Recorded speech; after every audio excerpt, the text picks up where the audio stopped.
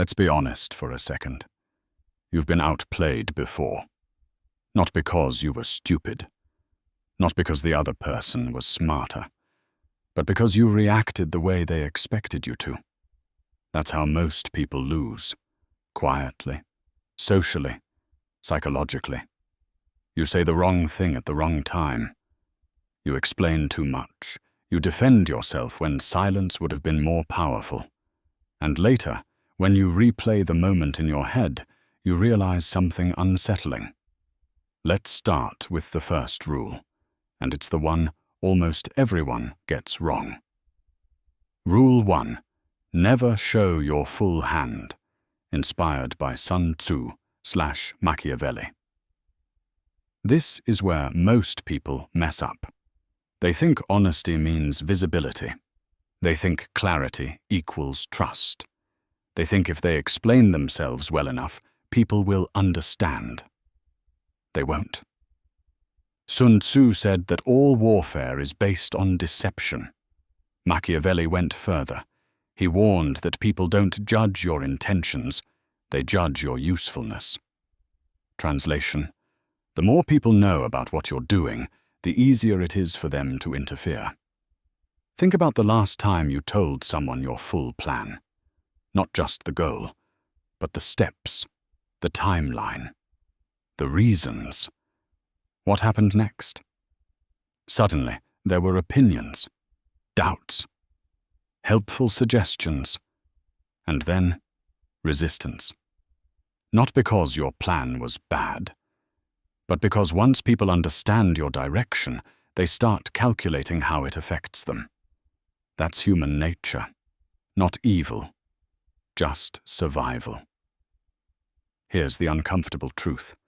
The moment someone fully understands you, they stop observing you and start adjusting around you. Some people try to slow you down. Some try to redirect you. Some quietly prepare to compete with you, and you never see it coming, because you handed them the map. Power doesn't come from secrecy for secrecy's sake. It comes from asymmetry. You knowing more about your intentions than they know about yours. Notice how the most effective people speak in outcomes, not processes. They say, "I'm working on something," not "here's exactly how I'm doing it." They let results speak first. Explanations come later, if at all, because when people don't know your full hand, they project. And projection reveals more about them than any confession ever could. Watch how differently people treat you when they don't know your next move. They become cautious, curious, respectful. Uncertainty creates distance. Distance creates leverage. And here's the part that feels counterintuitive. You don't hide because you're afraid of losing. You hide because you're planning to win quietly. This doesn't mean lying. It means selective visibility. Not everyone deserves access to your strategy. Not everyone needs to understand you. And not everyone benefits from your transparency. Sun Tzu warned that predictability invites attack. Machiavelli warned that being too open invites exploitation. Together, they were pointing at the same law. The safest position is the one no one fully sees. Pause. Because once people stop knowing your next move, they start making mistakes. And the biggest mistake they make? They underestimate you, which leads us to Rule 2. Rule 2. Let them misjudge you, inspired by Nietzsche. This one hurts the ego. That's why most people never master it. You want to correct them. You want to clarify. You want to prove you're not what they think. Nietzsche would tell you that urge is weakness, disguised as dignity. Because the moment you rush to explain yourself, you reveal something dangerous. You care how you're ranked in their mind. And that gives them leverage. Think about how often you've tried to fix a misunderstanding. You spoke more, shared context, added nuance. And somehow, it made things worse. Not because you were wrong, but because you showed urgency. Here's the dark truth. People don't respect what they fully understand. They respect what resists definition. When someone misjudges you, they relax. They stop defending. They stop calculating. They think they've placed you. Not a threat. Too quiet. Too nice. Not sharp enough. And while they're busy labeling you, they stop watching you. Nietzsche believed that strength often hides behind masks, not to deceive, but to survive. The superior individual doesn't rush to be recognized.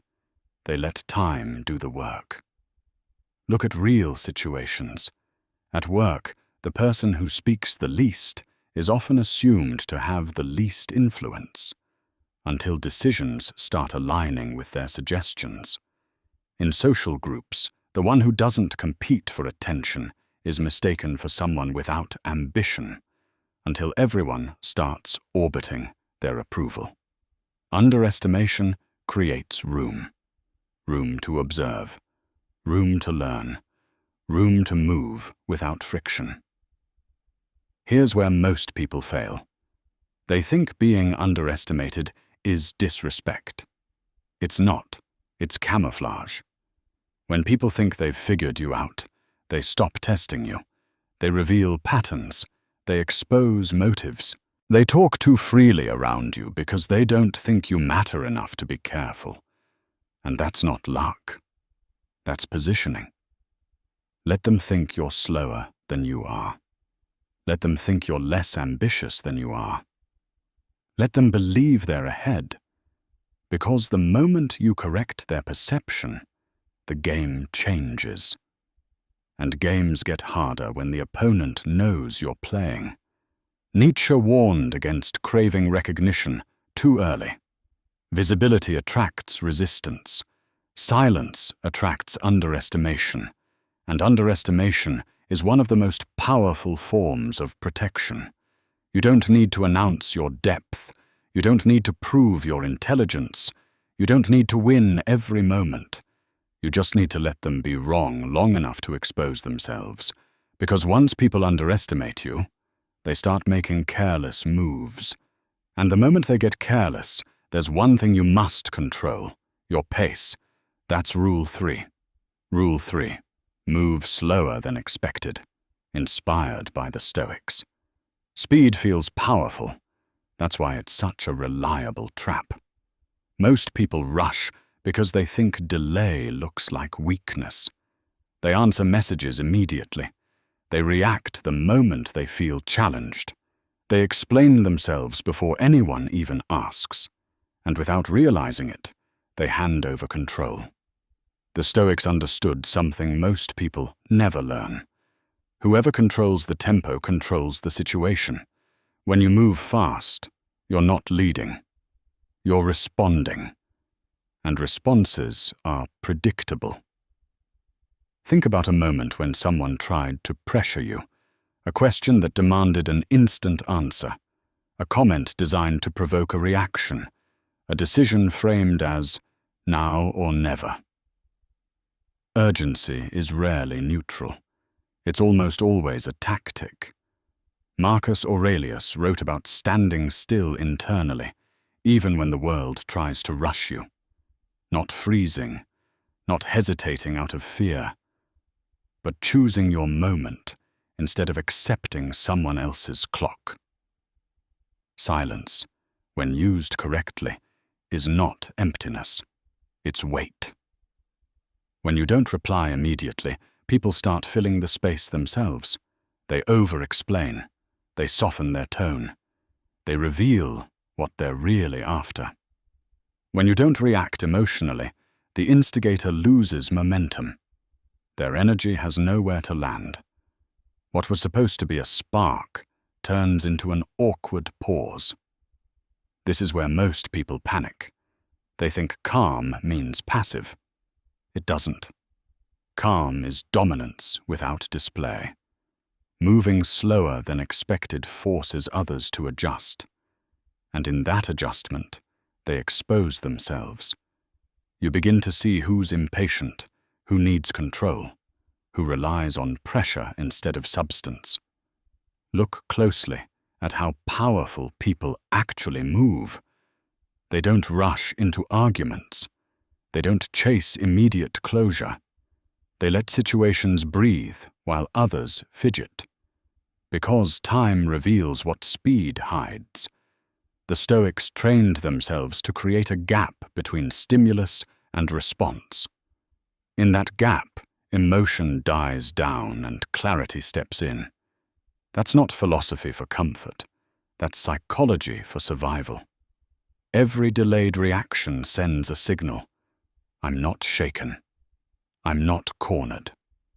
I'm choosing. And that signal unsettles people who depend on your predictability. There's another layer most people miss. When you move slowly, you force others to commit first. They speak more. They show their cards. They lock themselves into positions you haven't agreed to yet. You stay flexible. They become rigid. Speed locks you into paths you didn't choose. Slowness keeps your options open. This doesn't mean procrastination. It means precision. You act when your advantage is highest, not when the pressure is loudest. The Stoics weren't passive observers of life. They were disciplined strategists of the mind. They understood that emotional speed is the easiest thing in the world to manipulate. So they refused it. And once you do the same, something subtle shifts. People stop rushing you. They start negotiating. They sense that pushing harder won't work, because you're no longer moving at their pace. You're moving at yours. Rule 4. Never argue to win. Argue to expose. Inspired by Socrates. Socrates never raised his voice. He never tried to dominate a room. And yet powerful men feared conversations with him more than battles. Why? Because he didn't argue to prove he was right. He argued to reveal how others were wrong, using their own words. Most people think arguments are about strength. They're not. They're about positioning. When you argue to win, you rush to conclusions. You defend. You explain. You show emotional investment. And the second you do that, you give the other person something to push against. Socrates did the opposite. He asked questions that felt harmless, curious, even respectful. Why do you believe that? What do you mean by that exactly? And how does that work in practice? At first, people felt in control. They talked. They expanded. They became confident.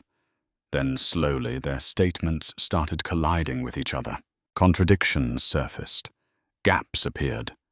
Certainty weakened. And Socrates didn't attack. He just kept asking. That's the part most people miss. Exposure doesn't come from aggression. It comes from patience. Think about real life. You're in a disagreement at work. Someone insists they're being fair, but their decisions only benefit them. Instead of calling it out, you ask them to explain their criteria. Then you ask how that same logic applies to everyone else. Suddenly, the room goes quiet. Not because you won, but because they can't continue without revealing something uncomfortable. When you argue to expose, you don't raise the temperature, you lower it. And in low heat, masks melt. People reveal whether they're consistent or just convenient, whether they care about truth or just control, whether they've thought things through or memorized talking points. Here's the dark psychological edge. Most people are terrified of their own contradictions. They rely on noise, confidence, and speed to hide them. When you remove noise, slow the pace, and refuse to attack, their internal chaos becomes visible.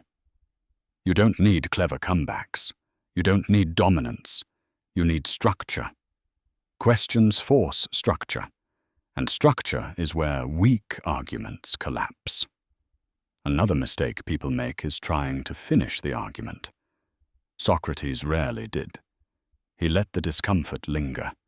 He let the other person sit with the realization. Because once someone exposes themselves, pushing further only creates sympathy for them. Silence, at that point, is sharper than victory. Arguing to win gives you a moment of satisfaction. Arguing to expose gives you lasting authority. People remember how you made them see themselves, and once someone has been exposed, even gently, they think twice before challenging you again. Not because you're loud, but because you're dangerous in a quiet way. That's the Socratic edge. You don't destroy people in arguments. You let them dismantle themselves. Rule 5. Detach from outcomes. Inspired by Marcus Aurelius. Marcus Aurelius ruled an empire surrounded by enemies, betrayal, and uncertainty, and yet his writings are calm, almost cold, not because he didn't care, but because he refused to let outcomes own him. That distinction matters. Most people think desire is motivation. In reality, visible desire is a liability. When you need a specific result, your behavior changes. You lean forward. You compromise too early. You tolerate things you normally wouldn't. And others can feel it. They may not articulate it, but they sense the pressure. You want the job. You want the approval. You want the relationship to work.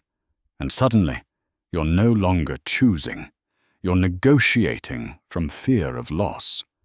Marcus Aurelius warned that the only thing fully under your control is your response, not the result.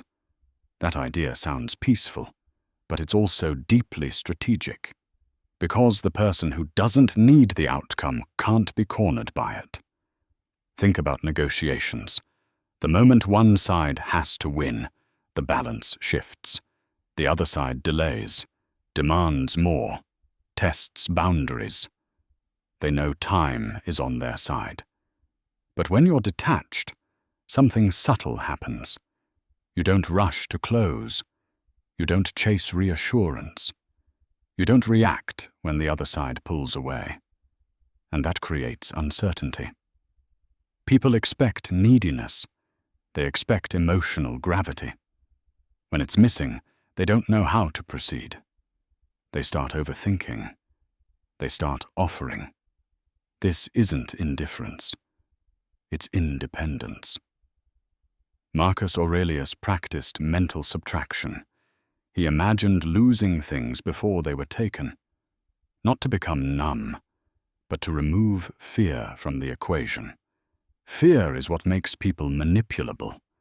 When you've already accepted any outcome, threats lose their power. Ultimatums sound hollow. Pressure dissolves. In everyday life, this looks almost invisible. You don't over-explain when someone is distant. You don't chase when someone withdraws. You don't cling to being right, liked, or chosen. You remain steady, and steadiness unsettles people who rely on emotional reactions to control dynamics. There's a dark psychological truth here. People trust those who don't need them more than those who do. Need creates imbalance.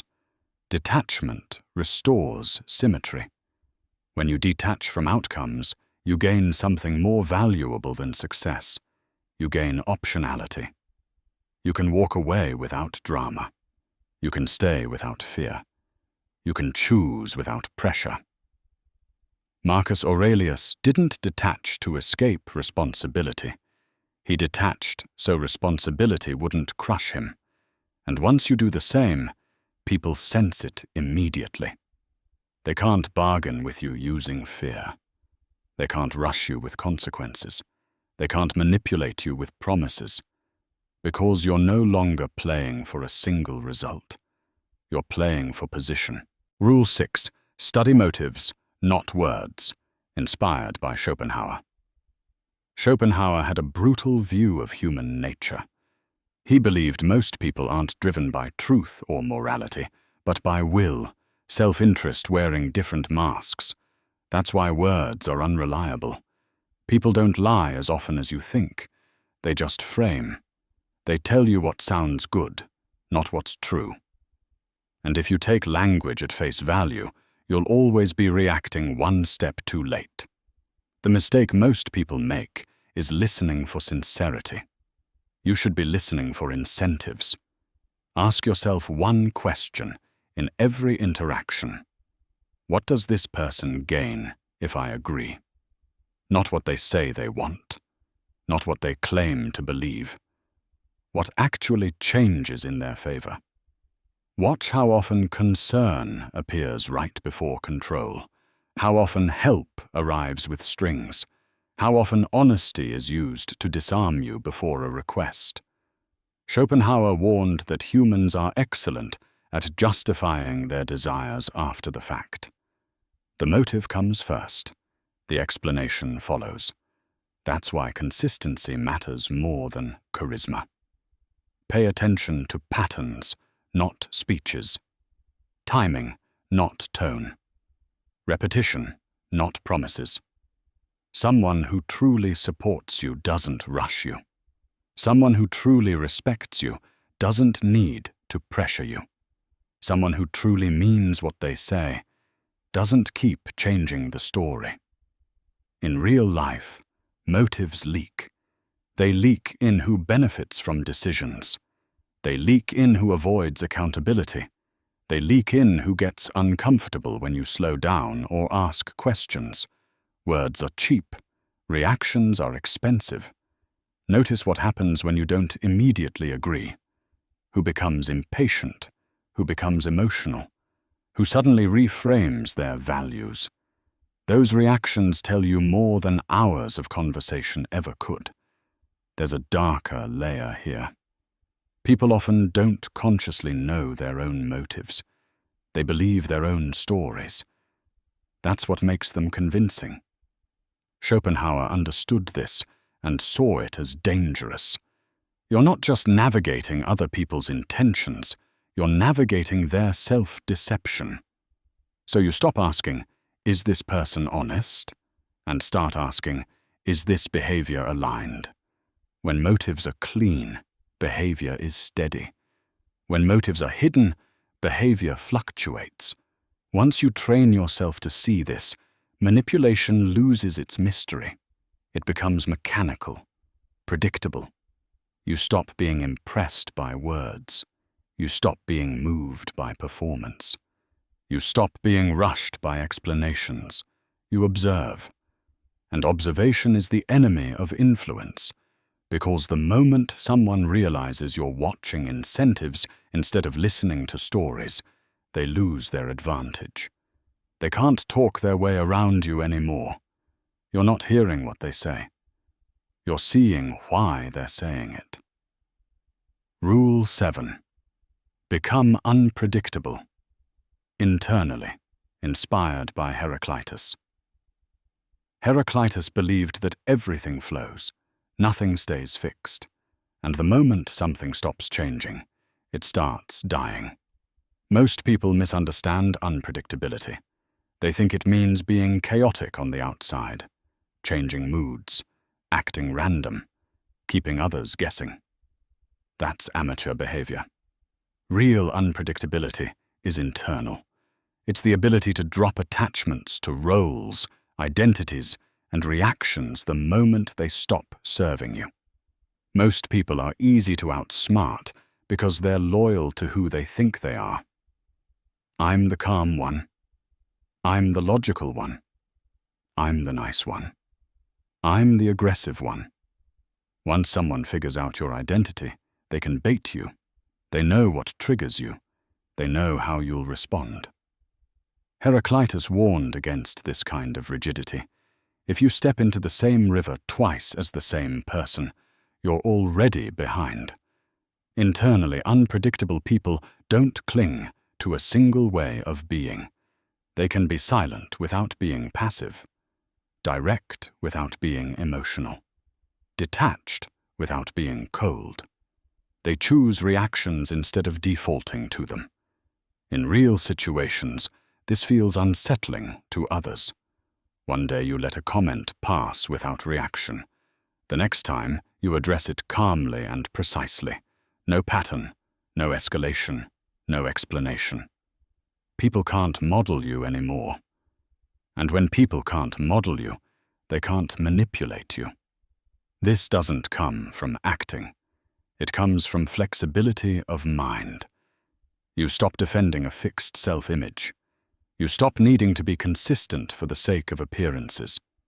You allow yourself to adapt in private before it shows in public. Heraclitus saw change not as instability, but as intelligence. The most dangerous person in any system isn't the strongest or the loudest. It's the one who can evolve faster than the system expects. When you're internally fluid, threats lose clarity. Tactics stop working. Old pressure points fail. People try the same strategies that worked before, and nothing happens. No predictable anger, no predictable justification, no predictable retreat, just adjustment. And that's deeply unsettling.